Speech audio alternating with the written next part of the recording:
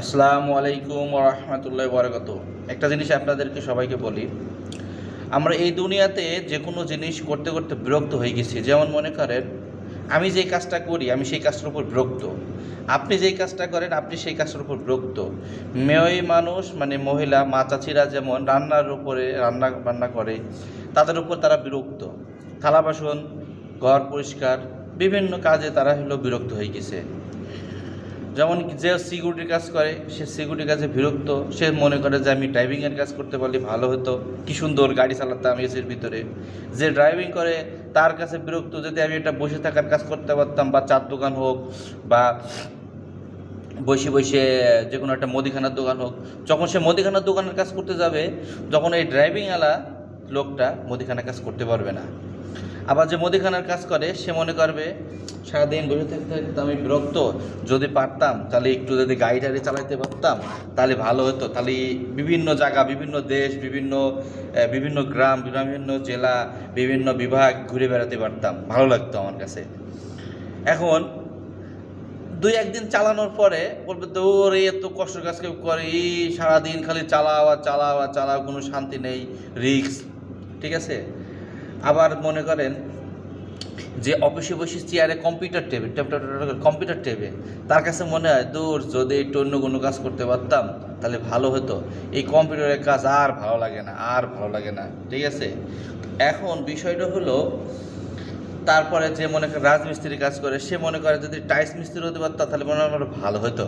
আর যে রাজমিস্ত্রির কাজ করে সে মনে করে যে টাইলস মিস্ত্রির কাজ করতে পারলে মনে হয় ভালো হতো, টাইলস মিস্ত্রিরা মনে করে যে রাজমিস্ত্রি হলে ভালো হতো। তারপর রং মিস্ত্রি মনে করে যে যদি পেন্টিংয়ের কাজ শিখতে পারতাম, মানে আপনার হাতে পেন্টিং সুন্দর করে মানুষের ছবি টবি আঁকা, বিভিন্ন ছবি টবি আঁকা, তাহলে এবার মনে আরও বেশি টাকা কামাতে পারতাম।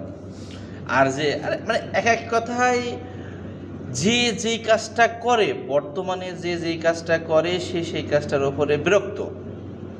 কিন্তু একটা জিনিস মনে করেন, আল্লাহ পাক লা ইলাহা ইল্লাল্লাহ মুহাম্মাদুর রাসূলুল্লাহ হযরত মুহাম্মদ সাল্লাল্লাহু আলাইহি ওয়াসাল্লাম, লা ইলাহা ইল্লাল্লাহ মুহাম্মাদুর রাসূলুল্লাহ হযরত মুহাম্মদ সাল্লাল্লাহু আলাইহি ওয়াসাল্লাম, আল্লাহু আকবার। আল্লাহ পাক যাকে যেইভাবে যেই কাজ শিখাইছে, লিখে রাখছে, সে সেই কাজ করবে। আমার আল্লাহ পাক আমাকে এই টাইমে, এই সময়, এখানে এই কথাগুলো বলার মতো তৌফিক দান দিয়েছে বিধায় আমি বলতে পারছি, না তো কিন্তু আমি বলতে পারতাম না। তাহলে কি হতো, আমাকে যেখানে তৌফিকে রাখতো আমি সেখানে বলতাম, এখানে রাখছে আমি এখানে বলছি। আর একটা বিষয় হলো, আপনারা ধৈর্য হারাবেন না। 2 দিনকার দুনিয়া, আপনি কত বছর বাঁচবেন? 40, 50, 60, 30, 20, এই তো। এরপরে তো আর বাঁচবেন না, ঠিক না? এরপরে তো আপনি মারা যাবেন। তা আপনি ওই দুনিয়ার জন্য কি করে নিয়ে যাচ্ছেন একবার ভেবে দেখেছেন? ওই দুনিয়ার জন্য কি করতেছেন? হ্যাঁ রে ভাই, হ্যাঁ রে বোন, টিকটকে নাচানাচি, ফেসবুকে নাচানাচি, ইউটিউবে নাচানাচি, হোয়াটসঅ্যাপে নাচানাচি, ইমোতে নাচানাচি। হায় রে বোন, এইভাবে নাচানাচি করিস না রে বোন, কোনো লাভ হবে না। মালাকাল মউত যেদিনকে আসবে, এদিনকে কোনো রক্ষা থাকবে না, কোনো ছাড় থাকবে না, কোনো সুযোগ দেবে না যে আমাকে 2টা মিনিট সময় দেন, আমি নামাজটা পড়ে আসি, আমাকে 1টা মিনিট সময় দেন, আমি উজুটা করে আসি, আমাকে 30 সেকেন্ড সময় দেন তওবা করার, আমাকে 1 সেকেন্ড সময় দেন লা ইলাহা ইল্লাল্লাহু মুহাম্মাদুর রাসূলুল্লাহ সাল্লাল্লাহু আলাইহি ওয়াসাল্লাম এই কালেমাটা পড়ার, বা আল্লাহু আকবার। আমাকে 1 সেকেন্ড সময় দেবে না। আপনার যখন সময় হয়ে যাবে আপনাকে চলে যেতেই হবে।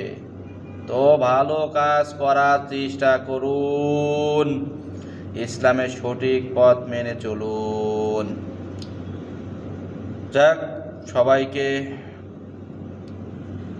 কথাগুলো শোনার জন্য ধন্যবাদ। আর চেষ্টা করবেন ভালো কাজ করার, ইসলামের সঠিক পথে থাকার। আল্লাহ হাফেজ। আসসালামু আলাইকুম ওয়া রাহমাতুল্লাহি ওয়া বারাকাতুহু।